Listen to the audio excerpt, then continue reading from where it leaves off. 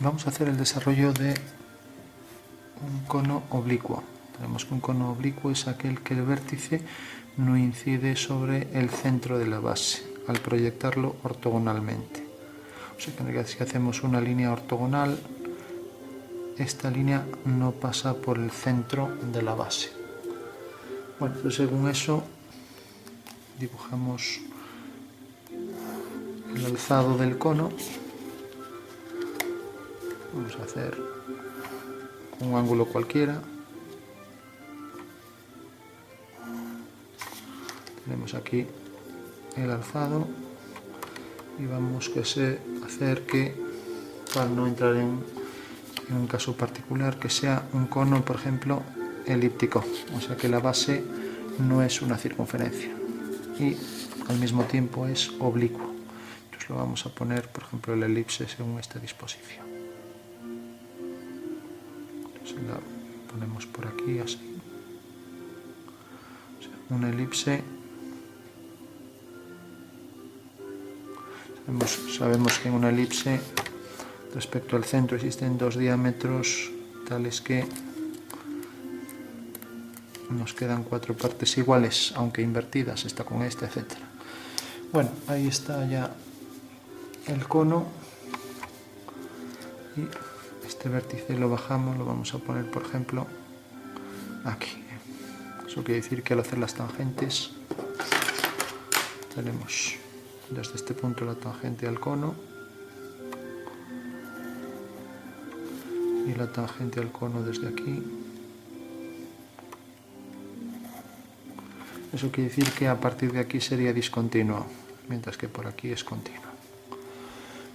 Bueno, tenemos ahí un cono oblicuo y se trata simplemente de hacer el desarrollo. Entonces nos imaginamos el cono con las dos proyecciones.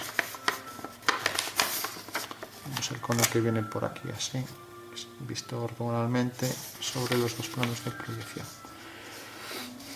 Tenemos aquí el alzado y del único que se trata es de obtener las verdaderas magnitudes. Entonces podemos dividir la elipse en partes iguales, coger con el compás y empezar a marcar partes aquí iguales, por ejemplo, aunque no sean iguales, por ejemplo, una parte, 2, 3, con el compás vamos cogiendo 2, 3, 4, 5. De esta manera seguimos por aquí, 6, 7, 8, etc. Entonces, lo que es importante es que si no las cogemos iguales, vamos a imaginar que no son iguales, entonces cogemos esta primera parte, esta, estamos considerando un polígono con esos lados que no tienen por qué ser iguales, como digo, parte 1, 2, etc. 0. Bueno, pues en eso ahora lo que hago es proyectar este punto, proyectar este, y tengo aquí ya dos generatrices, desde este punto hasta el vértice. La que pasa por el punto 0 y el punto 1. Entonces pasa por el punto 0 y pasa por el punto 1. Tengo esas generatrices. ¿Están en verdadera medida? No, porque son líneas oblicuas. Entonces lo primero que hay que hacer es girarlas. Coloco aquí un eje de giro. Entonces ahora lo que hago es un giro de esta línea, ¿no?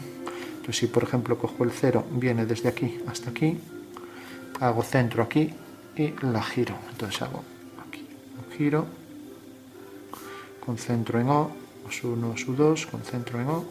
Entonces estoy ya girando la recta. En el momento en que ese arco me corte aquí a una horizontal, pues ya tengo la línea en verdadera magnitud. Viene desde este punto, o sea, desde este punto hasta aquí.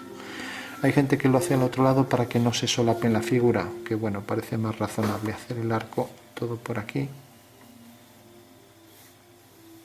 Entonces hacemos la línea y hacemos la semicircunferencia que pasa por el punto 0 hasta que corte a la parte opuesta aquí. Bueno, eso quiere decir que al proyectar aquí arriba sobre la línea de tierra, esa línea en verdadera forma es esta. Vamos a poner aquí verdadera magnitud. Bueno, si hago lo mismo con todas, por ejemplo, la siguiente línea. Esta es la línea que corresponde al punto que pasa por el 0. Ahora, por ejemplo, tengo la línea que pasa por el 1, pues viene desde este punto hasta el punto, por ejemplo, entonces hago el giro y la proyecto aquí arriba mediante una ortogonal, igual que esta. Entonces ya tengo ahora esa en verdadera medida. Bueno, entonces una vez que hago esto, hago lo mismo con todas, y entonces las voy obteniendo todas aquí. Por ejemplo, si tengo esta de aquí, también va desde aquí a aquí, hago el giro, la proyecto ortogonalmente y es esta, ¿no? Entonces ahora lo único que tengo que hacer es coger estas medidas 0, 1, 2 y estas líneas. Tengo que la 0 era esta, la 1 es esta. Sí, lo puedo abrir hacia un lado o hacia el otro. Entonces voy a coger, por ejemplo, voy a coger el 0 y a partir de aquí voy a abrirla hacia este lado, hacia el interior o hacia afuera, por ejemplo. Entonces tengo el 0 es este, luego el 1 es algo menor. Si tengo aquí esta línea, luego se abre, hay que pensar, para la lógica del ejercicio, que en realidad vamos a hacer aquí dos líneas clave. Cuando pasa por aquí, por este punto, que es el más cercano, y aquí el más lejano, ¿no? Bueno, lógicamente,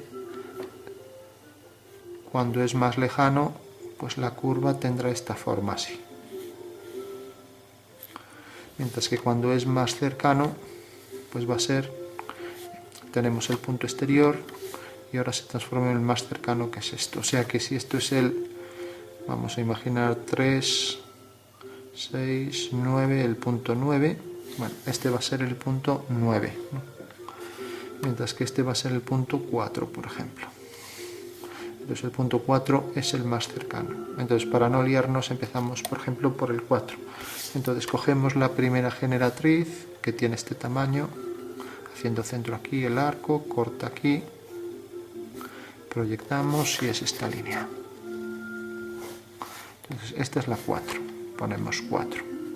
Entonces la siguiente, por ejemplo, vamos a decir que esta es la 5. Unimos con el vértice, hacemos el giro, cae aquí, esta es la 5.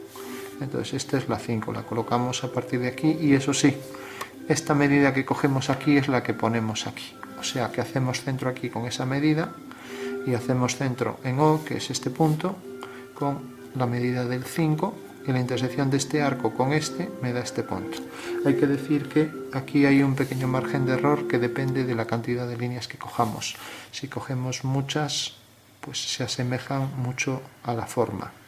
Ahora, si cogemos pocas, no. Entonces la clave sería con el compás coger muchas medidas. Y entonces vamos ya haciendo todas estas, ¿no? Entonces empezamos por el 4, luego el 5, que era esto, luego el 6, el 7, el 8 y el 9, que era la mayor. La mayor viene por aquí, corta aquí, proyecto y es esta. Entonces cojo la mayor, la coloco aquí. Aquí lo hice a escala 1/2 más o menos, ¿no? Bueno, creo que aunque es algo lioso, no es complicado. Si por ejemplo cortara la superficie por aquí, imaginemos que la cortamos por donde queramos, vamos a poner por ejemplo un corte por aquí o por donde sea. Entonces todas estas generatrices las marcamos y marcamos aquí los puntos. Entonces según tenemos las generatrices, al ir marcando los puntos, pues también nos saldrá aquí una superficie, el contorno de esa superficie así, que siempre adopta esta forma. O sea, como una curva inversa, simétrica, inversa de esta, ¿no? O sea, inversa quiere decir simétrica respecto a una circunferencia, cuando decimos inversa, ¿no? Entonces, bueno, si la simetría de esta curva es esta, cuando hablamos de inversa es la misma, pero hacia un centro, o sea que en realidad es más pequeña. Bueno, pues viene siendo algo así, ¿no? Si cogemos estos puntos de corte que corresponderían aquí al proyectar aquí el extremo este, y el extremo este, pues sería aquí una curva. Al coger estos puntos, que también los marcamos aquí, podemos proyectar, por ejemplo, el punto, la 9 es esta. Pues de repente la 9 corta aquí, en este punto, entonces hacemos el giro y lo proyectamos aquí sobre el 9, que era este. Entonces al hacer el giro lo proyectamos y cae aquí. Entonces esa medida este punto y esto sería el segmento 9, que cogimos la mitad, y ahora de este también cogemos la mitad aquí y ahí lo marcamos, ¿no? Bueno, pues ese sería un método para hacer el cono truncado. El cono truncado, el cono oblicuo con truncamiento, o sea, con un corte.